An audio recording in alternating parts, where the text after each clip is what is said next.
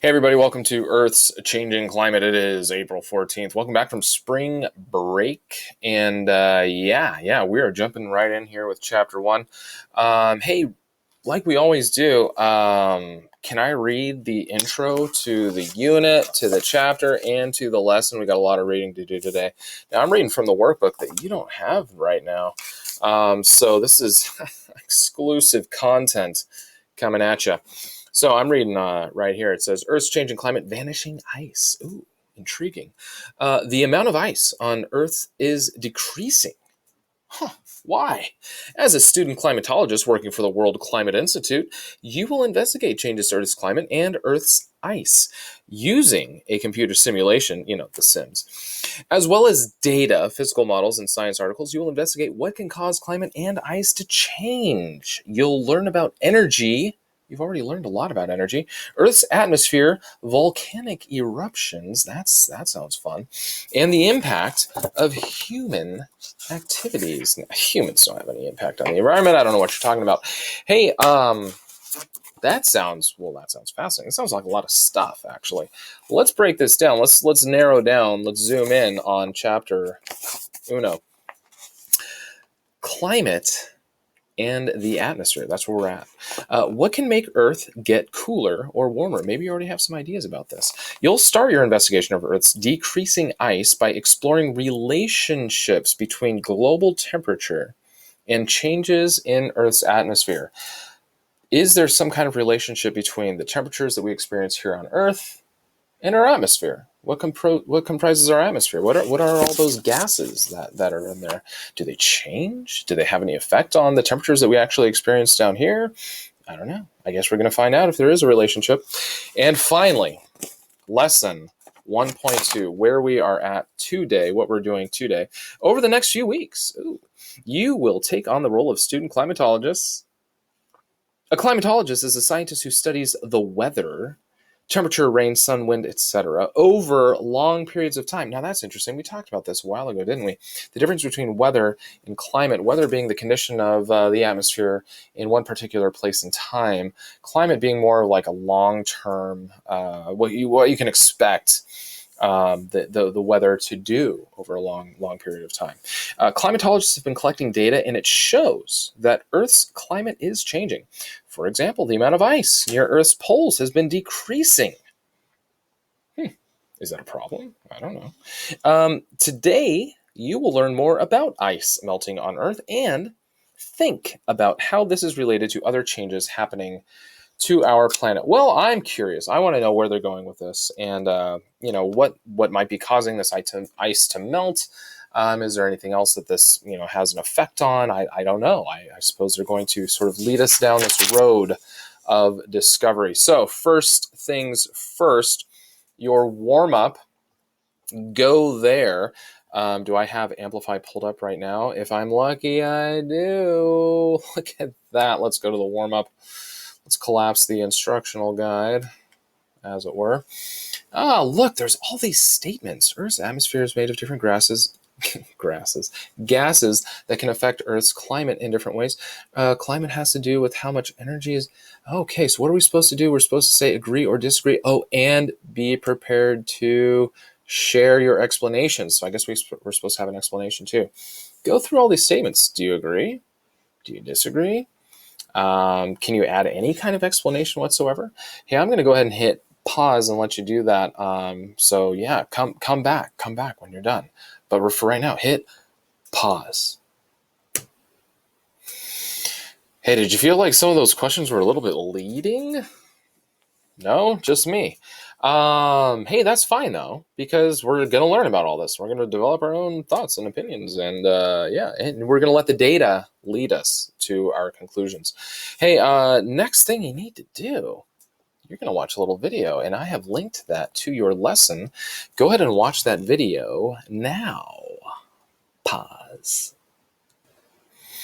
Interesting video. Gosh, that's a job. People take ice cores and analyze them to find out about Earth's history over up to 1 million years ago. That's kind of fascinating, actually, that we can learn so much about our atmosphere and what the Earth was like so long ago just by drilling into the ice. And we're there in Greenland. Beautiful shots too. Those glaciers and the water going through. That was incredible. Hey, let's go ahead and move on. So you are a student climatologist, and you have been requested by the World Climate Institute. Here's their mission: to research the causes of global climate change, educate the public. We always want to educate the public about climate change. Mentor student climatologists. Well, that's you. You're a student climatologist. So I guess you're going to be mentored in this process. Hey, look, we have a letter from Irene Lee. Let's take a look at this. To student climatologists, that's you. Subject, welcome, exclamation point. The World Climate Institute is pleased that you'll be assisting us in reaching out to the public and explaining a complicated process why the ice on Earth's surface is melting. To help,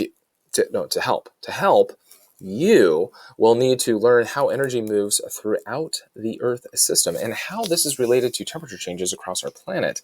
This is complex but important science, and explaining requires a complete understanding of the entire system so you can make sense of it for others. Only then will you be able to explain what is happening to our planet and why the ice, I can't read it because my face is in the way, it is the ice, is melting so rapidly. Wow, this seems like a big task. I mean, this seems like bigger than, like creating those health bars that we did a while ago. This is worldwide stuff here. So are you up to the task? I hope so. Hey, let's find out where we're going next. Next, we've got some data that we're going to take a look at. The data, as you will see in just a moment, is going to help us try to answer or find out a little bit more about this claim. This claim, the amount of ice at Earth's poles is decreasing significantly. We're going to see a little bit about that, and it is. It's decreasing at a rapid rate. Here's our question: Why did some scientists initially disagree that overall ice was decreasing? Let's see if we can look at this data and find out why some scientists might have disagreed that overall ice was decreasing at all. So go ahead. I've attached those evidence cards to your lesson. Take a look at those right now and consider this question. Why did some scientists initially disagree that overall ice was decreasing? Also, think about this claim. The amount of ice at Earth's poles is decreasing significantly. What do the evidence cards show us? Go ahead and take a minute to do that now. Pause. Hey, can we take a look at some of this evidence really quick? If you notice, we have A, we have B, we have C, and they're all showing the same thing, which is the amount of summer sea ice in the Arctic. What is the difference? Well, you're right. The difference is the range of time that we're looking at here. So this first one is from 2002 to 2013. What is that, 11 years? The second one, 1980 to 2013. What is that, 33 years, right? And then the last one, 1870 to 2013. What is that? 30, 40, 100, 143 years. Did I do that math right? So we have, what was it again? It was 11, 33, and then 143 years. Okay, so we're looking at time, much bigger amounts of time from A through C. Does that make a difference? Well, the answer is supposed to be yes. One of the things that we're supposed to look at is data over a long enough time period to show a trend offers stronger, more convincing evidence than data from a short time period that only shows fluctuations. Well, what's the difference between a fluctuation and a trend? I'm so glad that you asked, and here it is: trends versus fluctuations.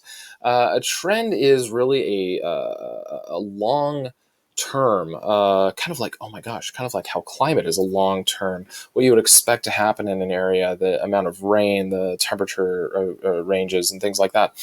But a trend is like what is happening over a long period of time, whereas a fluctuation, it's more of like a short snapshot of some of the data. Now, a fluctuation is not always the most accurate depiction of what's going on in a certain situation, again, because it's just this short amount of time. Whereas a trend, well, that's showing you a much longer period of time. And as we see on this graph from 1880 to 2009, the trend is showing us that Yep. Temperatures on this graph, and this is a different graph. This is not ice. This is temperatures, seem to be increasing. However, if you only look at the data from, what is that, maybe 1930, a little after 1930 to a little after 1970, that would show you, nothing's changing at all. But when you zoom out and you have this much larger picture, it shows, oh, wait, no, there's something else going on here. So that's really what we're supposed to get from that. Well, there you have it.